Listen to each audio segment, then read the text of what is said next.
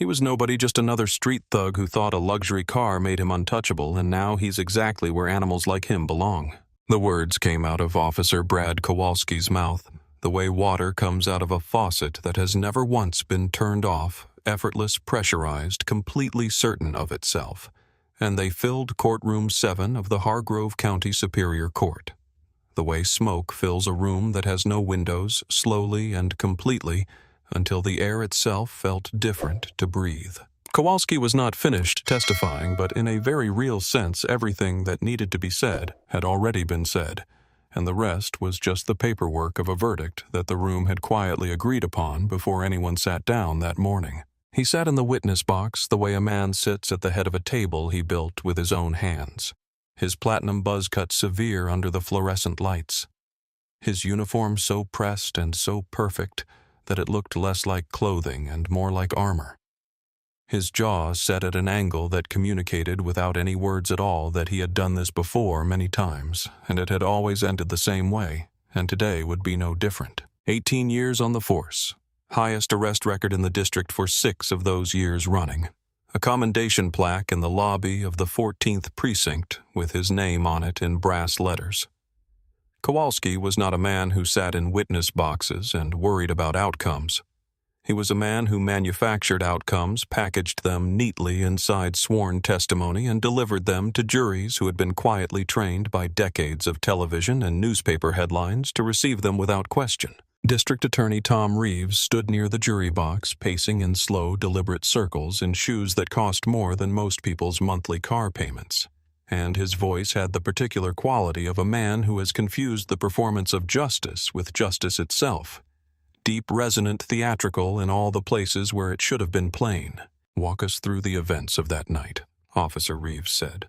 Not because he needed the information, he had rehearsed this with Kowalski 3 times in the week before trial, but because the jury needed to hear it from the beginning, needed to feel the story build, the way a good lie always builds detail by detail.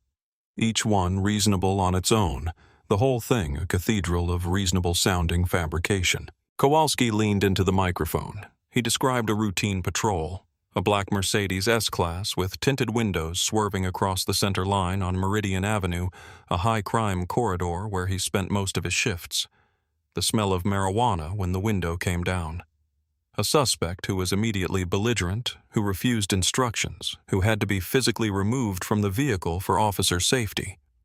A duffel bag in the trunk containing 14 ounces of heroin and an unregistered firearm with the serial number ground off. He told all of it smoothly, without hesitation, without a single moment where the story seemed to cost him anything, because it didn't.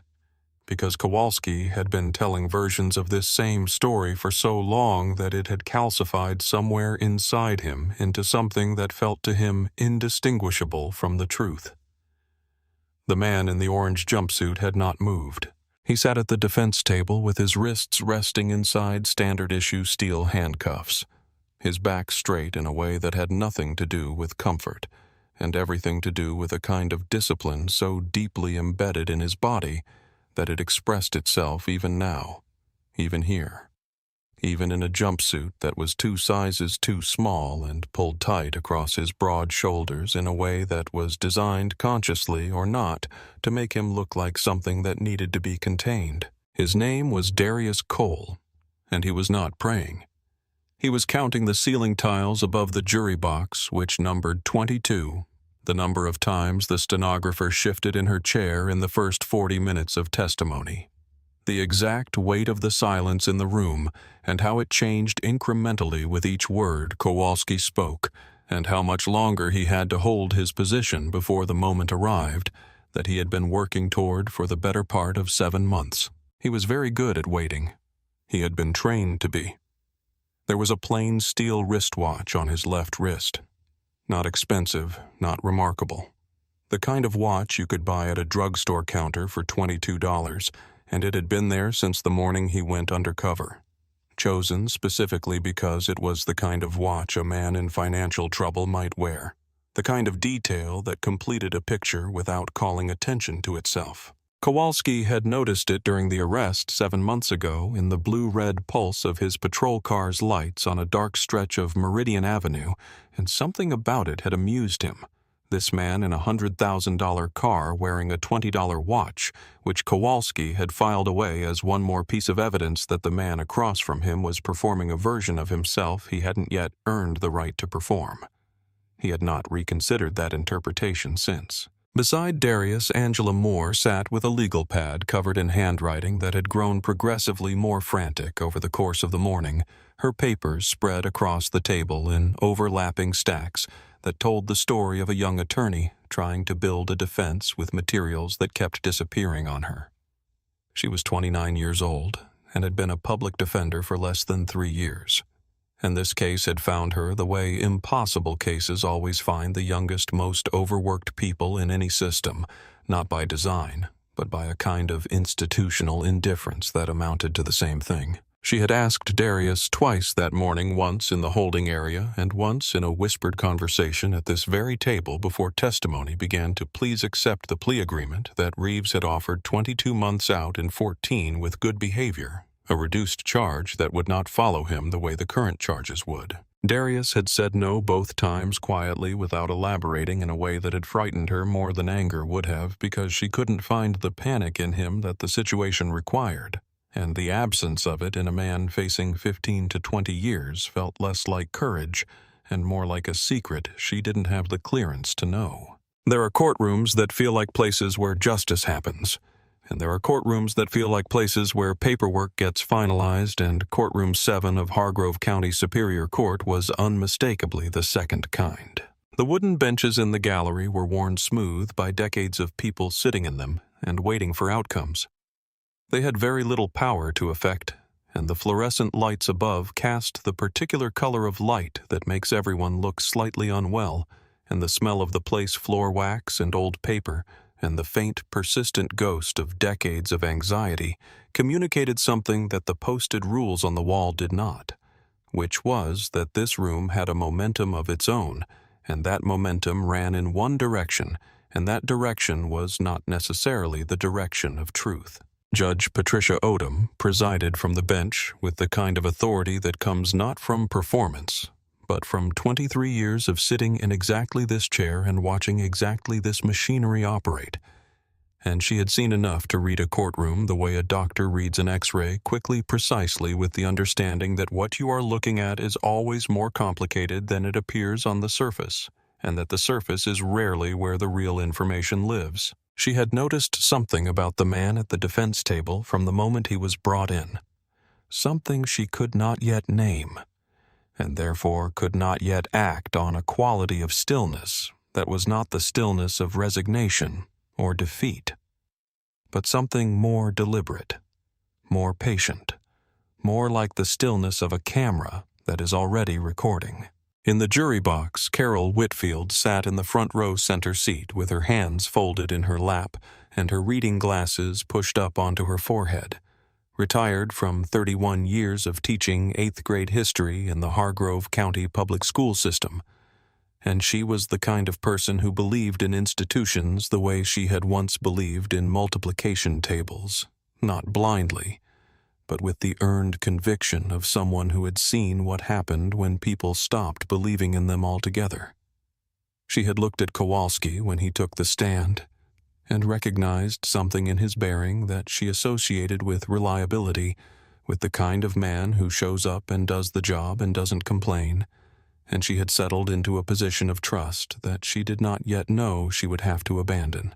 In the far back corner of the gallery, in a seat that was not the seat of a reporter or a family member or a community observer, sat a man in a tailored gray suit with no press badge and no legal folder and no apparent reason to be there.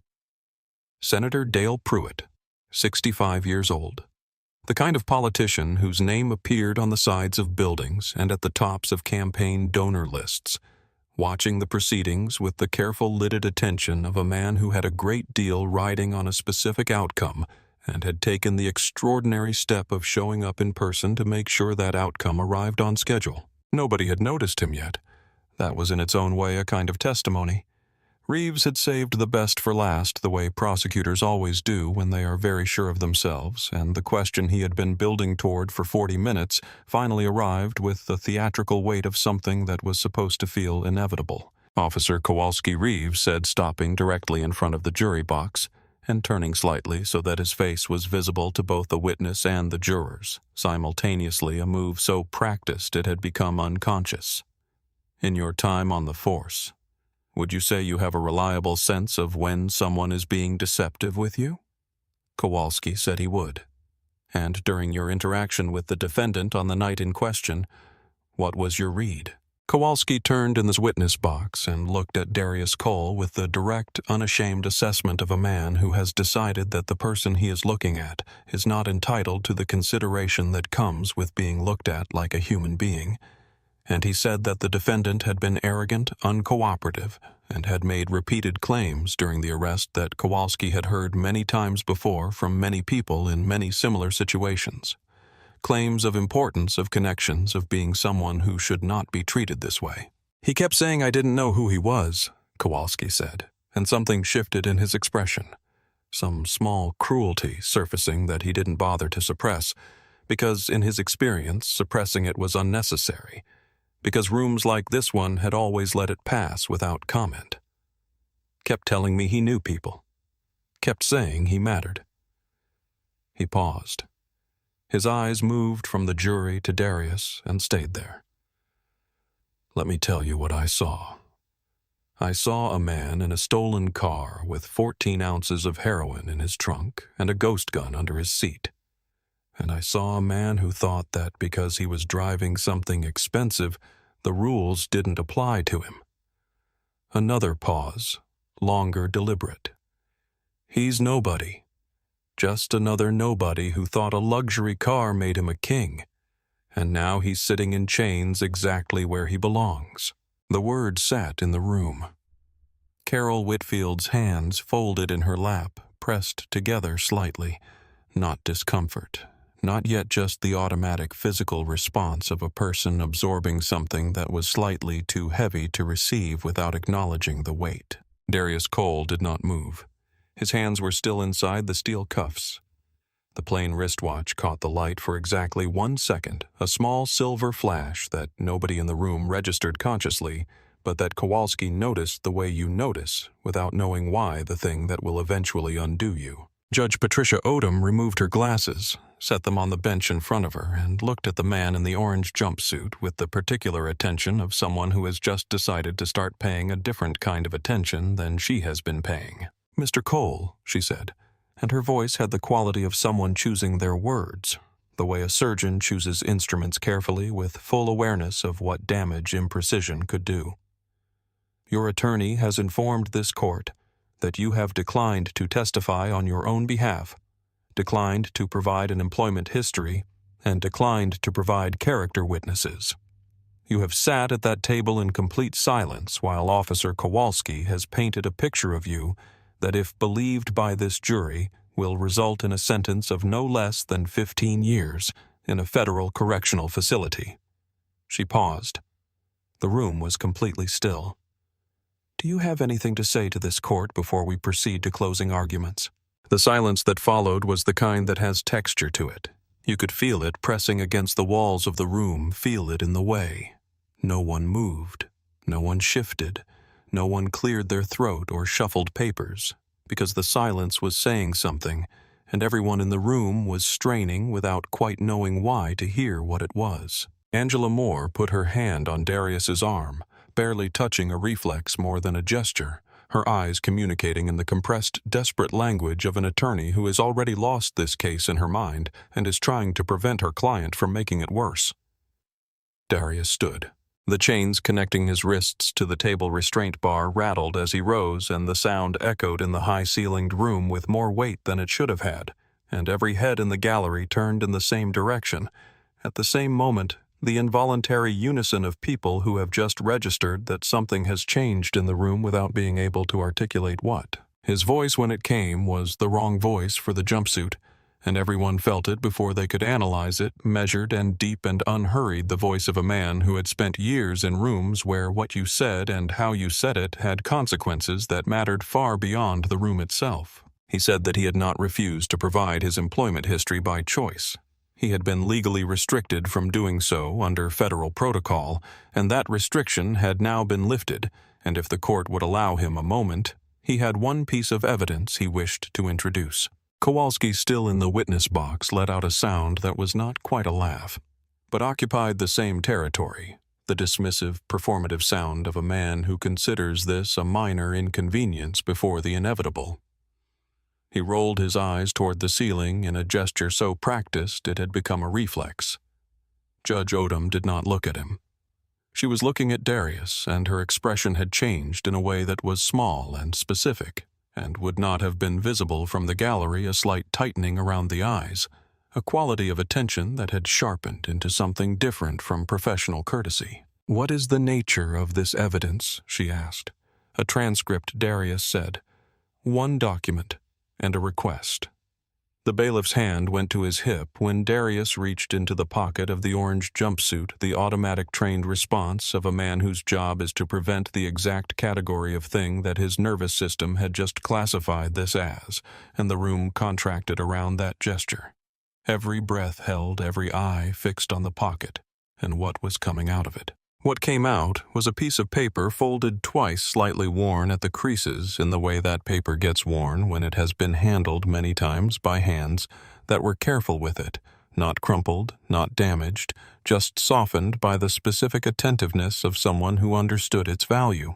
Darius held it between two fingers and said calmly that he was requesting that Officer Kowalski read this document aloud to the court, that it was a transcript of a text message sent from Kowalski's personal phone number at 11:47 on the night of the arrest, and that it constituted impeachment evidence under Federal Rule of Evidence 613 admissible, because it directly contradicted sworn testimony the witness had just delivered from that stand. The room moved in two directions simultaneously, Reeves rising from his chair with an objection that arrived loud and aggressive and slightly ahead of the actual words. Something about ambush evidence and procedural impropriety, and Judge Odom's hand coming up flat and open, the universal gesture of a woman who has heard enough objections in 23 years to know which ones are about procedure and which ones are about fear. She extended her other hand toward the bailiff. The bailiff crossed the room, took the paper from Darius's fingers, and carried it to the bench with the careful steps of a man who has just been put in charge of something he doesn't fully understand yet.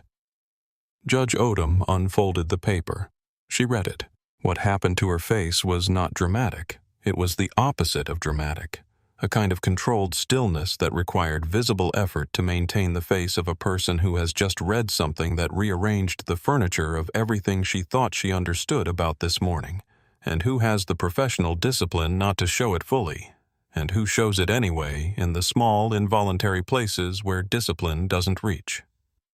Her left hand pressing flat on the surface of the bench, the particular way her chin dropped a fraction of an inch, the half-second before she looked up at Kowalski, during which she was deciding something. Carol Whitfield from the jury box could not read the paper, but she could read the hand, the flat palm on the bench, the steadying gesture of a judge who needed steadying, and something behind her eyes shifted in the way that a picture shifts when you've been looking at it one way for a long time and then suddenly see the other image hidden inside it. Angela Moore's pen had stopped moving. She was holding it in the air above her legal pad, her hand completely still, and she was looking at the back of Darius's head with an expression she couldn't have named if someone had asked her, because it was composed of things she didn't have words for yet. The beginning of understanding something that would take her a long time to finish understanding. "Officer Kowalski," Judge Odom said, and her voice was quiet now in the specific way that very serious things are quiet. The way a room gets quiet right before something happens that cannot be undone. "I am going to hand you this document, and I am going to ask you to read it aloud to the jury. All of it. Slowly." The bailiff carried the paper from the bench to the witness box, and Kowalski took it the way you take something from someone's hand when you already know what it is, and have been hoping in the small, desperate part of yourself that still operates on hope that it might somehow be something else. His hands were not shaking yet. They were very still in the way that hands get still when the body is applying everything it has to the project of not shaking. He read. The text had been sent to a group thread containing 4 phone numbers, none of them registered to names that would appear in any official directory at 11:47 on a Tuesday night. And what it said in language that was casual and specific, and damning in the particular way that casual language is always more damning than formal language, was that he had a target on Meridian Avenue, a black male in a Mercedes, no known associates, no record that came up clean in the system, and that he was going to make the stop plant the package from the secondary vehicle and collect the overtime, and that dinner was on him Friday. The gallery did not gasp. It went quiet in a way that was so much worse than gasping the absolute airless quiet of a room full of people who have just understood something they cannot unknow and who are still in the process of integrating it, still sitting with the gap between what they believed 20 seconds ago and what they know right now in the specific disorientation of a worldview that has just been cracked open. Carol Whitfield's hands came apart in her lap. The fingers separated and her palms turned slightly upward like someone releasing something they had been holding for a long time, without realizing how tight the grip had become. And the expression on her face was not anger and was not shock. It was the particular grief of a person who trusted something and has just discovered that the trust was misplaced, which is a different kind of pain from simply learning a hard truth, because it carries with it the weight of all the things you said and thought and did while you were trusting the wrong thing. Kowalski finished reading. He lowered the paper. He looked up at the room, and for the first time in 18 years of witness boxes and courtrooms, and people looking at him with deference and authority, and the comfortable assumption that he was there to protect them, he did not know what to do with his face. The stenographer had stopped typing. She realized she had stopped and started again, and the sound of the keys in the silence was very loud. Angela Moore set her pen down on the table very gently with the care of someone setting down something fragile. Though the pen was not fragile, it was just the only gesture available to her, in a moment when her body needed to do something, and the something needed to be quiet. Darius Cole said the word back, not loudly and not with any performance attached to it. Just the word returned to the air of the room that had produced it, spoken in the same flat, declarative tone that he had used for everything he'd said that morning, which made it land with the weight of a verdict rather than an accusation. "Nobody," he said. "That's the word you used." He reached into his other pocket. This time he did not move slowly or carefully. He moved with the directness of a man who is done waiting, who has held his position for exactly as long as it needed to be held, and is now moving to the next phase of something that has been in motion for much longer than anyone in this room understands. And he placed a dark leather badge wallet flat on the surface of the defense table without opening it, without holding it up, without saying a single word about what it contained. At the bench, a court clerk who had been running a routine database verification on the defendant's identity, a standard procedural check that Judge Odom had quietly requested during the recess, prompted by nothing she could have articulated, except the instinct of someone who has been reading rooms for 23 years, looked at her monitor and saw something she had never seen before in 8 years of running these checks. A federal clearance flag, bright amber on her screen with a notation beneath it, in all capitals, that read, "Active Federal Operation Do Not Disclose Level 5. Restriction Contact Field Supervisor immediately." She raised her hand toward the bench, almost involuntarily, the way you raise your hand when you have seen something you don't know how to hold by yourself. Judge Odom looked at the screen. She looked at the badge wallet on the defense table. She looked at Kowalski. "Officer Kowalski," she said, and her voice had traveled a long distance from where it was at the start of this morning, had moved through the particular country of a woman who has understood something that cannot be undone and is now speaking from the other side of that understanding. Step down from the witness stand. The wallet was still closed. The badge had not been displayed. The room had not been told anything. The system had said it first. The bailiff crossed the room to the defense table with the particular walk of a man who is following an instruction and is not sure yet whether the instruction makes sense and has decided that following it is preferable to the alternative of not following it. And he picked up the leather badge wallet from the table and opened it. He looked at what was inside for a long moment, long enough that the room began to feel the length of it, began to understand that he was not having trouble reading what was there, but was having trouble deciding what to do with having read it. And then he looked at Darius Cole, and then he looked at Judge Odom, and the look he gave the judge was the look of a man handing off a weight he is relieved not to have to carry alone. "It's federal, Your Honor," he said. "High clearance. The hologram is genuine." The words were quiet and completely ordinary in their construction, and they landed in the courtroom like a door being closed from the inside, final and permanent and changing the acoustic of the room in a way that could not be reversed. Tom Reeves at the prosecutor's table had stopped moving.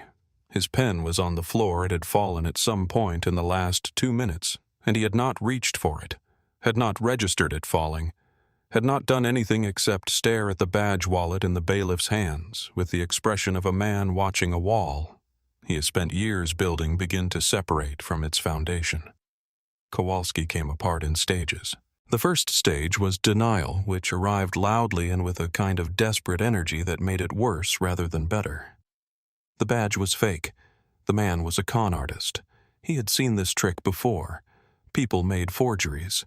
Someone should arrest this man immediately, and his voice climbed in pitch with each claim, thinning at the top, the way voices thin when they are outrunning the breath that produces them, when the body is working very hard to generate a sound that the mind already knows is not going to accomplish anything. Carol Whitfield was not looking at the badge wallet. She was not looking at Kowalski. She was looking at Darius Cole, at his face, at the quality of stillness that had been there from the moment he was brought into this room, and that she had misread, that she now understood she had misread, and the understanding settled into her chest with the particular weight of a thing that will stay.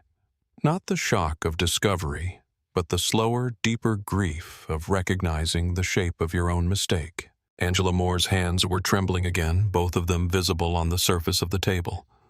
But it was not the same.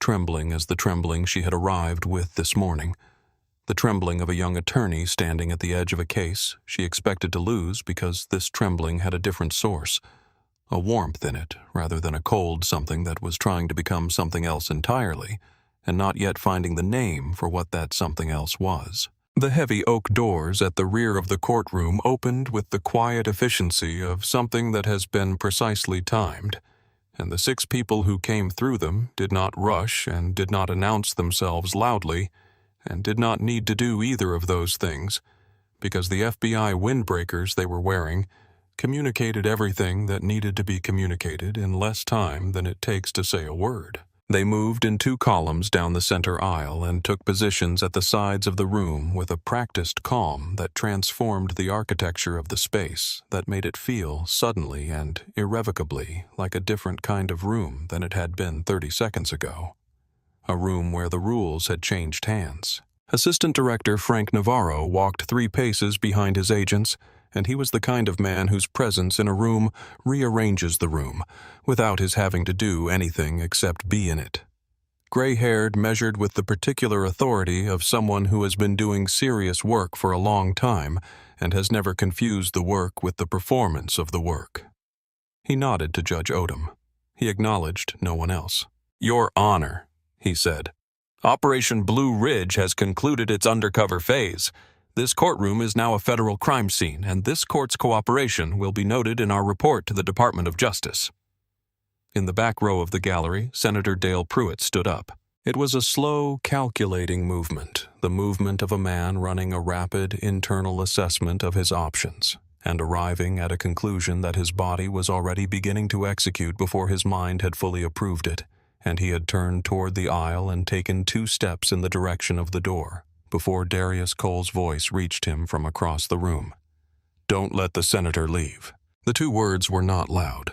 They were precise, spoken into the small communications device in Darius's ear with the directness of a man issuing an instruction in a language everyone in this room was only now learning he spoke, and two of Navarro's agents turned with the coordinated smoothness of people who had been waiting for exactly this signal, and Pruitt looked at them and sat back down and placed his hands on his knees, and his face did the thing faces do when a man realizes he has made a catastrophic miscalculation in a place where he can no longer correct it. Kowalski had found his feet. He was standing in the witness box, both hands gripping the railing. His voice gone ragged with a kind of panic that had moved past language into something more animal, screaming about his rights, about his badge, about what he was going to do and who he was going to call, and two of Navarro's agents were moving toward the witness box with the unhurried certainty of people who have heard this particular category of sound before and know exactly how it ends. Darius reached up and unzipped the collar of the orange jumpsuit, pulling it aside to reveal a black tactical shirt underneath, and lifted a chain from around his neck, a gold shield on a chain. The kind of badge that is not decorative, that carries with it the weight of the institution it represents, and it caught the courtroom light as he walked, and the room saw it, and the room understood. Darius walked to the witness stand. He did not rush, and he did not perform. He moved with the same measured, unhurried pace he had maintained all morning, the pace of a man who understood that the distance between where he was and where he was going was exactly the right distance, and that arriving too quickly would cost something, that arriving slowly would preserve. He stopped in front of Brad Kowalski. The height difference between them was not large, but everything else about the configuration of this moment was the mirror image of every configuration Kowalski had occupied for 18 years. The man with the badge standing in front of the man without one. The person with institutional authority on their side, looking at the person who had been processed through a machine that was never designed to produce anything for them except outcomes. Bradley Kowalski. Darius said, and his voice was formal and clear and carried to every corner of the room without being raised. You are under arrest for conspiracy to commit honest services, fraud, possession of controlled narcotics with intent to distribute perjury under oath, and violation of civil rights under federal statute, Title 18, Section 242. Kowalski swung. It was a desperate punch, the kind that contains in it everything that has collapsed in the last 15 minutes. The 18 years of authority and impunity. The certainty that rooms like this one would always bend to the person wearing the right uniform. The profound and genuine inability to believe that this was actually happening to him here now in his room, and it was wide and clumsy and fueled entirely by panic rather than any actual fighting instinct, because Kowalski had spent 18 years hitting people who couldn't hit back, and he had never needed to develop the skills required by a fair fight. Darius stepped around the punch the way you step around a closing door, not dramatically, just efficiently, and in one controlled motion that looked almost unhurried. He redirected Kowalski's momentum, swept his legs, and brought the big man face down onto the floor of the witness box with a single enormous thud that shook the room and made 3 people in the jury box flinch simultaneously.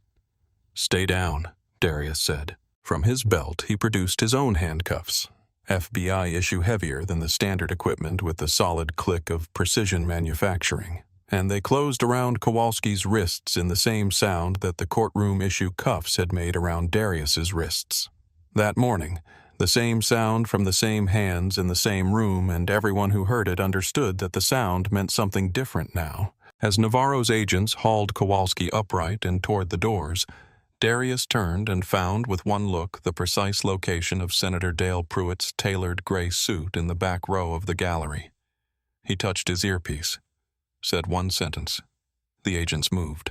The marble corridor outside courtroom 7 was not designed for running, and Pruitt's Italian loafers registered this fact several times as he moved, not quite running, not quite walking.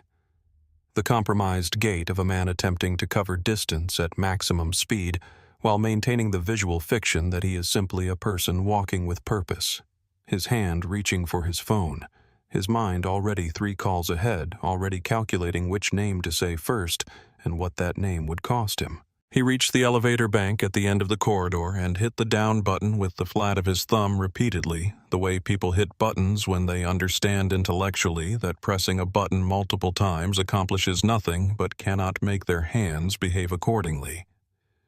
The elevator chimed. The doors opened.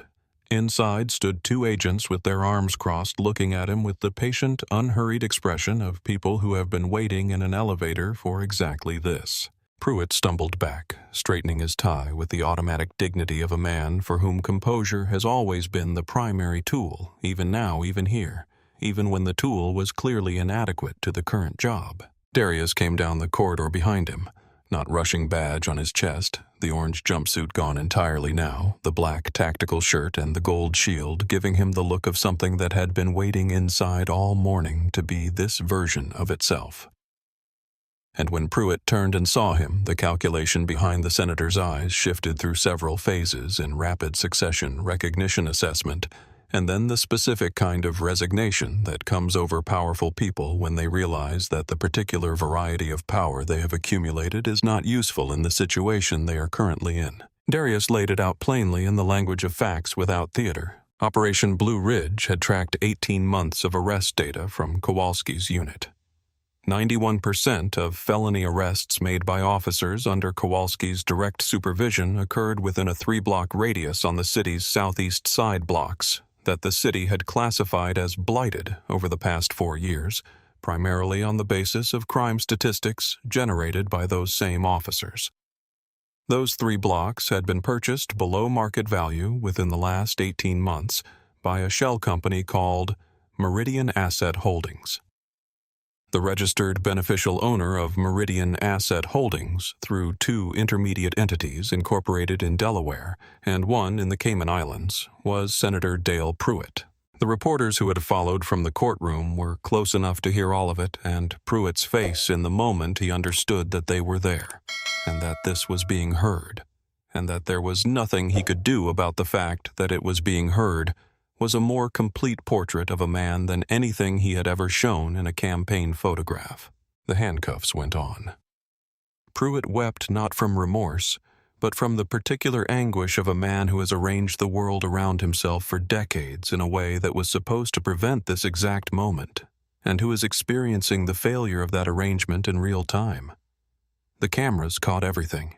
The FBI field office interrogation room was small and cold and lit with the specific quality of fluorescent light that eliminates all shadows and all flattery simultaneously, and Kowalski sat at the metal table with his wrists cuffed to the steel ring in the center of it, wearing gray federal sweats, and he looked like what he was, a middle-aged man who had mistaken a badge for a personality for so long that without the badge he was not quite sure what was left. Darius came in carrying 2 cups of coffee. He set one on the table just beyond Kowalski's reach and took a long sip from the other and leaned against the wall and said nothing. The silence lasted long enough to be uncomfortable, and then longer. Kowalski said he wanted a lawyer. Darius said one was in the lobby, a public defender as it happened. The same one who had been making fun of all year in the break room of the 14th precinct and who appeared to be in no particular hurry to come upstairs. Kowalski said Reeves would fix this. Pruitt would make calls. The system would correct itself because the system always corrected itself because he had watched it correct itself for 18 years in his favor, and the habits of 18 years do not dissolve in an afternoon, even when all available evidence suggests they should. Darius pointed the remote at the small television mounted in the corner of the room. The screen came to life on a live news feed, and the chyron at the bottom read, Senator Dale Pruitt, arrested in federal corruption sting, and the footage showed Pruitt being guided into the back of an unmarked van by 2 agents, while cameras flashed around him in rapid, merciless succession. Kowalski looked at the screen, and something in him, some last structural element of the architecture he had been maintaining since the courtroom went quiet. Darius changed the channel. The next image was Tom Reeves at a microphone outside the federal building, looking like a man standing in weather that is much worse than he dressed for, saying in a voice stripped of all its usual authority that he was fully cooperating with investigators and had agreed to provide complete testimony regarding events and practices within the 14th precinct in exchange for consideration on his own charges. Darius turned the television off. He just rolled on you, Darius said. Not with satisfaction, not with cruelty, just as a fact delivered in the same register as all the other facts of the day, as something that was true and that Kowalski now had to accommodate in his understanding of his situation. The crying came in stages, the way structural failures come in stages first. The sounds without tears, then the tears without control, and then the full, graceless, heaving collapse of a man who has spent 20 years building a version of himself that is now definitively over. He talked about his daughters. Darius waded through it. He asked what Darius wanted. Darius told him the stash houses, the locations of seized narcotics that had never made it to evidence lockup, and the ledger, the payroll book, the record of every officer, every judge, every city official who had received money from Pruitt's operation in exchange for the specific services the operation required. Kowalski gave the address, an auto body shop on Callahan Street basement level under the hydraulic lift. Darius stood. He opened the door. He gave the order to the agents waiting in the hallway, and then he paused with his hand on the door frame, his back still half turned to the room, and he looked at Kowalski one final time, not with hatred and not with triumph, but with the expression of a man who has just read a very long list of names and understands with the full weight of that understanding exactly how many people are on it. Then he left without another word, and the door closed and the room was very quiet. The auto body shop on Callahan Street looked like what it was, a building that had stopped being what it advertised on the sign above the door and had become something else entirely, and the tactical team that went through it in the dead of night with thermal drones overhead and the rain coming down in sheets did their work with the practiced efficiency of people who have done this before and know that efficiency is a form of respect for the seriousness of what they are doing. The stash was under the lift exactly as Kowalski said.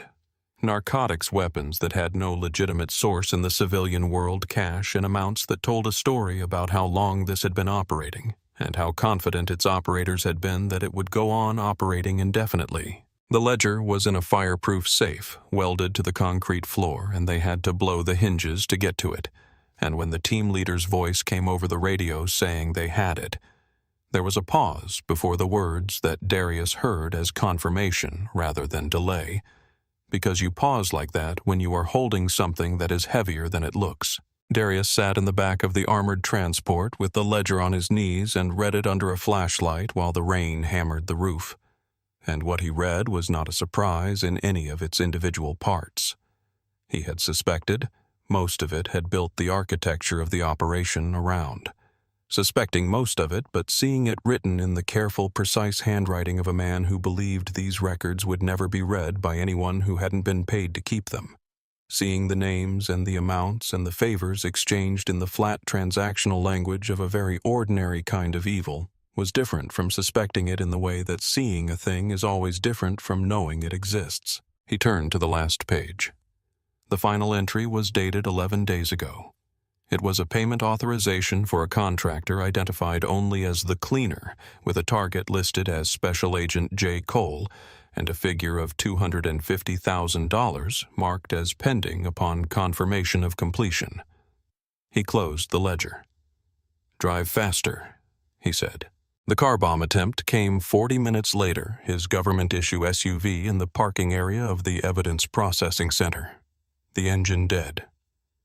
When he turned the key, the rhythmic beep beneath the chassis that his body recognized before his mind finished processing what it meant, and he was out of the vehicle and moving before the thought completed itself, and the explosion lifted the car 5 feet off the wet asphalt and sent a wall of heat and light across the parking lot that he felt on his back as he rolled face down into the rain-soaked concrete, tasting asphalt and something metallic that he chose not to identify. He lay on his back looking up at the burning skeleton of his car and registered in the strange clarity that follows near death that the coffee cup he had left in the center console was still visible in the wreckage, blackened but recognizable, and that this seemed in some way he could not fully account for, like the detail that made it real. The highway ambush came 20 minutes after that 3 black SUVs with no plates flanking the armored transport on a rain-dark stretch of highway. The sound of rounds against the armored plating like thrown gravel, methodical and close. And Darius and his 2 agents fought them off from the back of the moving vehicle, with the economy of people who do not have ammunition to waste.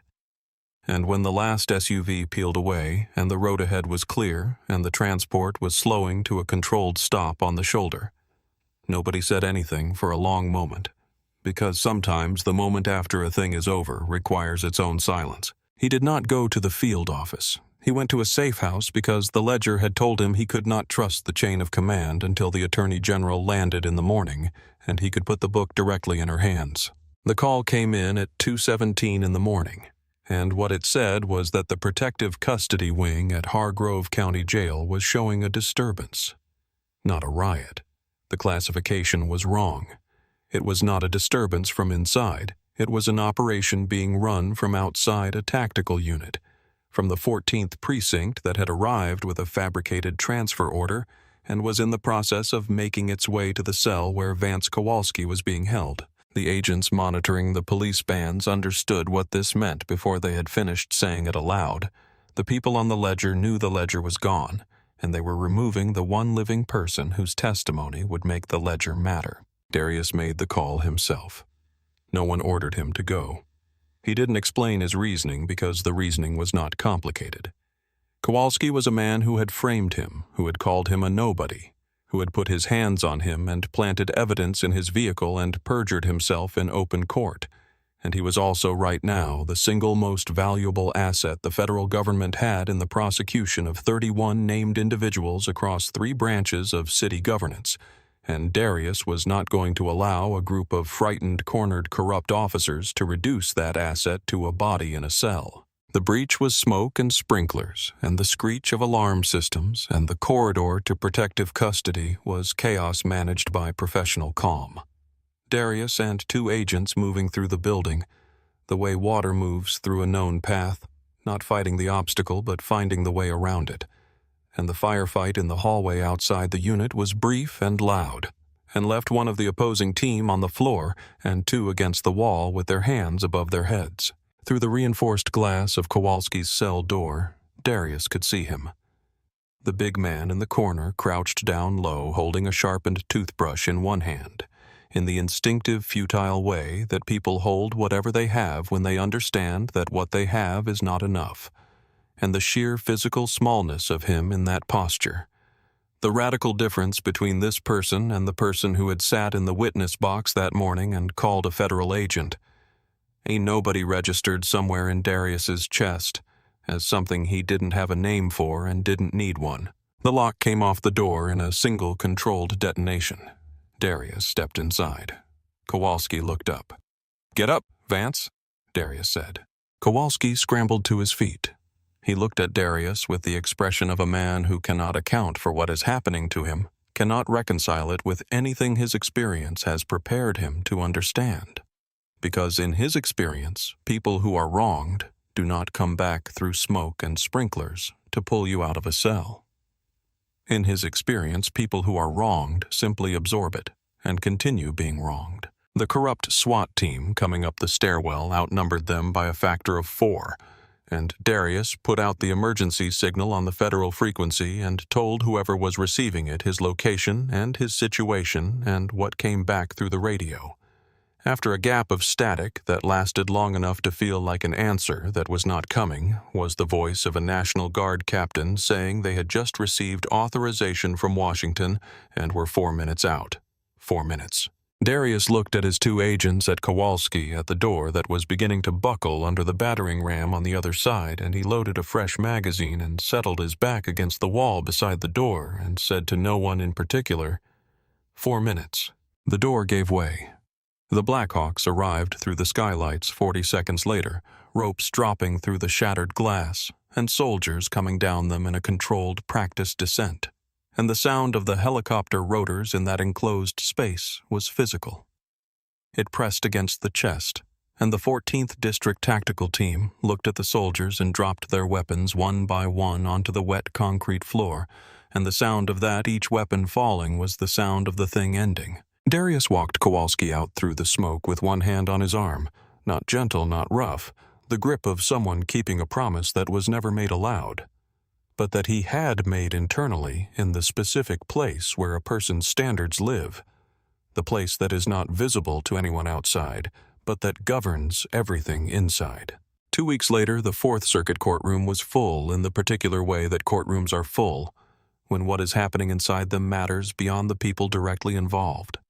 Not the tense, compressed fullness of a room waiting to see if something bad will happen, but the different fullness of a room that has come to see something that has already happened be made permanent and real by the authority of law. Angela Moore was in the front row of the gallery, and she looked different from the woman who had sat at the defense table in this building 2 weeks ago, not just in the sharply pressed blazer or the deliberate way she had arranged herself in the seat, but in something more fundamental, something in the way she occupied space, as if she had made a decision in the intervening weeks about the amount of space she was going to take up and had arrived at an answer that was larger than the one she'd had before. In the third row, Carol Whitfield sat with her hands folded in a way that was identical to how she had folded them in the jury box.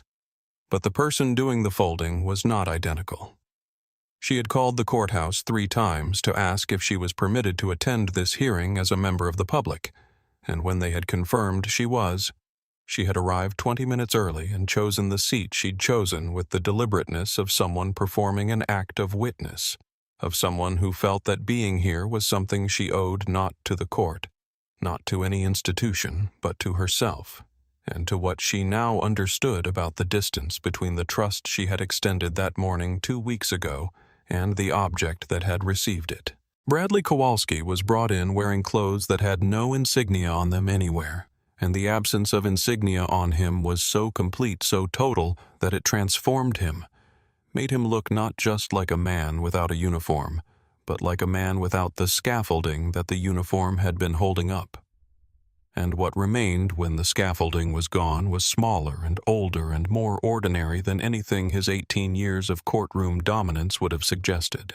He had taken the plea agreement, 22 years federal USP Marion, in exchange for full testimony against Pruitt, against Reeves, against the circuit court judge whose name appeared in the ledger, against 11 other officers whose arrests were already in process, against the entire architecture of an arrangement that had been embedded so deeply in the structure of the city's law enforcement apparatus that removing it required the same careful, destructive attention you give to removing a load-bearing wall. The new judge brought in from the Western District a man who had never attended a 14th Precinct function in his life and had no relationships with anyone whose name appeared in any of the relevant paperwork, looked at Kowalski and asked if he had anything to say before sentencing.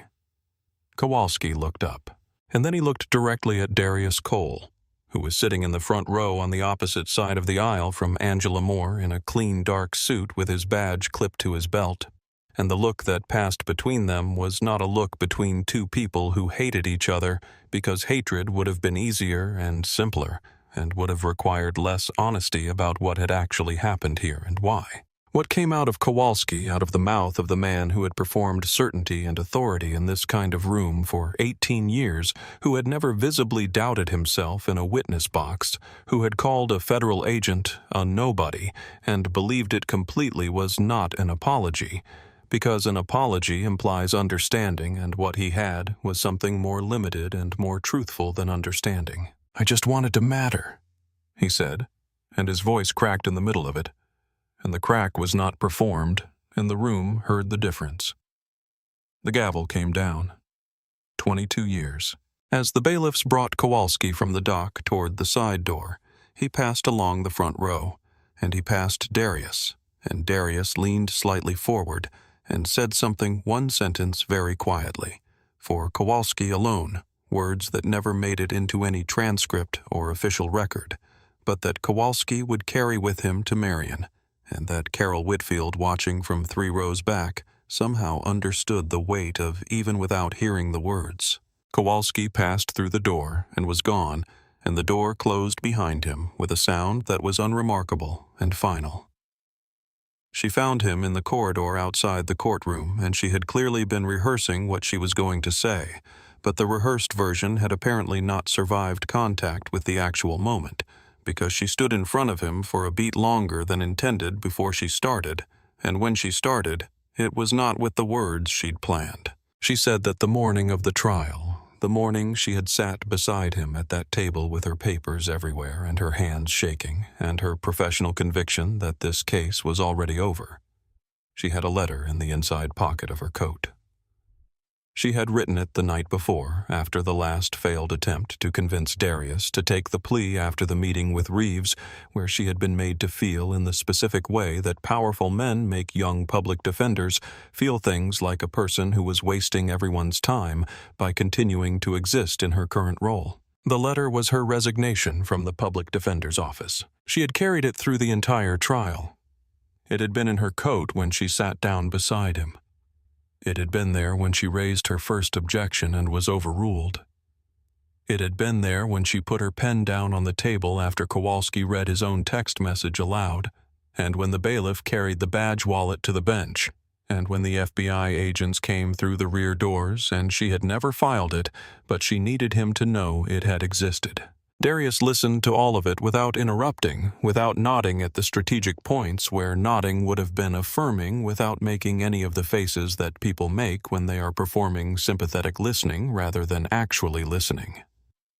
When she finished, he asked her one question. He asked how long she had been doing the work. She said 7 years. He said 7 more. And he walked away, and Angela stood in the corridor for a moment in the particular state that follows a very short exchange that has done a very large amount of work. And then she reached into her coat, into the inside pocket where the letter had been writing since the night before the trial, and she pulled it out. And she looked at it, and she dropped it in the waste bin beside the water fountain, a gesture so private and definitive that it needed no one to witness it. But Carol Whitfield was passing at that exact moment, coming from the direction of the exit, and she saw it, not the letter, not the contents, just the gesture, the hand releasing something into a trash can, with the decisiveness of someone who has finished with a thing, and the expression that moved across Carol's face was the expression of someone who recognizes an act they cannot explain and understand it anyway, because some things need no translation. The federal RICO conviction against Dale Pruitt came down 6 weeks later, and it came down hard, 18 years.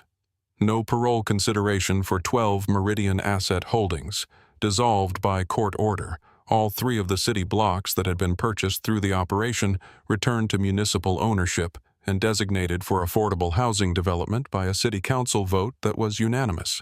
A city councilwoman named Diane Okafor, who had grown up in an apartment on one of those 3 blocks, and had watched her neighborhood hollow out over the course of 4 years, under the weight of artificially manufactured crime statistics and the flight of businesses and families that followed them, held the rezoning document in front of the cameras on the courthouse steps.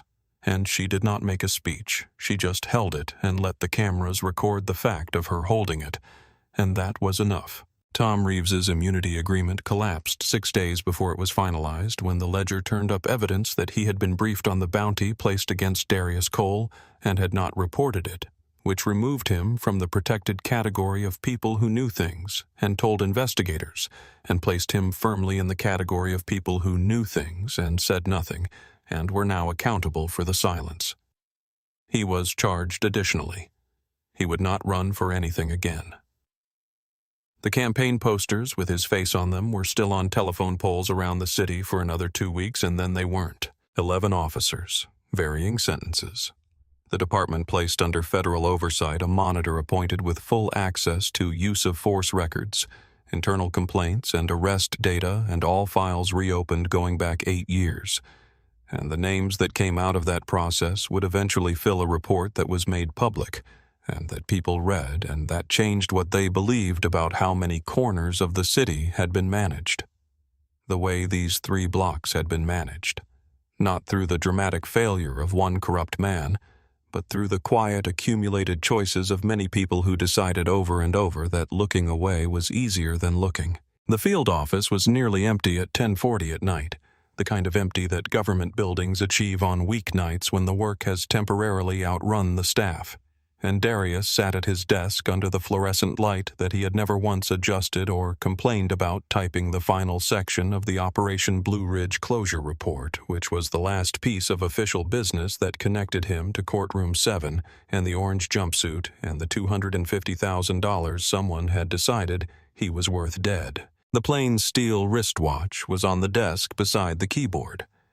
He had taken it off when he left the safe house 2 weeks ago and had not put it back on. and it had migrated to his desk somehow and been sitting there through the trial preparation meetings and the prosecutor interviews and the dozen conversations with the DOJ oversight team that the operation had required, small and silver and unremarkable on the surface of a desk that was covered in things that mattered. He had bought it at a drugstore on a Tuesday morning 7 months ago, standing in the aisle between the pharmacy counter and the seasonal candy display, paying $22 in cash for a watch that looked like the watch of a man who used to have more money and had lost it through the kind of circumstances that attracted a certain kind of predatory police attention, a prop, a costume piece, the single material detail that completed the picture of the person he was pretending to be. Kowalski had noticed it on the night of the arrest, had clocked it with the particular contempt of a man who reads all material details as indicators of social worth, who saw in the gap between the expensive car and the cheap watch a confirmation of everything he had already decided about the person wearing it. Had filed it in the mental ledger he kept on everyone he processed as one more piece of evidence that he was dealing with a nobody. Darius looked at the watch for a long moment. He picked it up, opened the bottom drawer of his desk, set it inside, and closed the drawer. It was not a trophy. It was not a souvenir. It was a reminder not of winning, not of the satisfying collapse of Kowalski's certainty in that courtroom, but of the specific cost of being seen as nothing by someone with a badge and the institutional backing to make that perception into consequence, and of how many people absorbed that cost every day in rooms where no one had concealed a federal credential in their pocket, where the machinery simply ran its course and nobody came to stop it. He went back to the report and finished it and closed the file. He walked out of the building into the night, and the city received him with the complete indifference of a city that does not know what has happened inside any given building on any given evening, and that is not required to, and that continues its business. Regardless traffic moving through intersections in the particular choreography of a city that never fully stops lit windows in the apartments above the shops on Meridian Avenue, a couple arguing quietly under a bus shelter, an old man walking a small dog with the slow, companionable patience of someone who has learned not to hurry the things that matter. He got in his car, different car. This one not instrumented, not a surveillance unit, just a car, and sat for a moment without starting the engine, in the specific silence that follows the closing of a very long chapter. The silence that is not absence but presence, the presence of everything that was done and cannot be undone and does not need to be revisited. On the passenger seat was a folder, new case file sent over that afternoon from the director's office, flagged for his attention, a different city, a different precinct number, the same shape of thing. A name circled in red ink, a timeline, a pattern of arrests in a specific geographic area that told a story to someone who knew how to read it. He picked it up, read the first page, set it back down. He started the engine. The file on the passenger seat had a name circled in red. Darius didn't read it twice. He didn't need to. He already knew the shape of it, the way a lie takes on a particular shape when it has had long enough to harden into something that everyone around it has agreed to call normal. He merged into traffic without signaling. Nobody noticed. That was always the point. Somewhere in this city, a man in a uniform had just called someone a nobody. He didn't know yet that nobody was already on the way. If this story stayed with you, if you saw something in it that reminded you of someone you know, or something you've witnessed, or a moment when you wondered whether justice was really as blind as the statue outside the courthouse suggests, then you already understand why these stories matter. Like and subscribe to our channel and leave a comment below. We read them. We'll see you in the next one.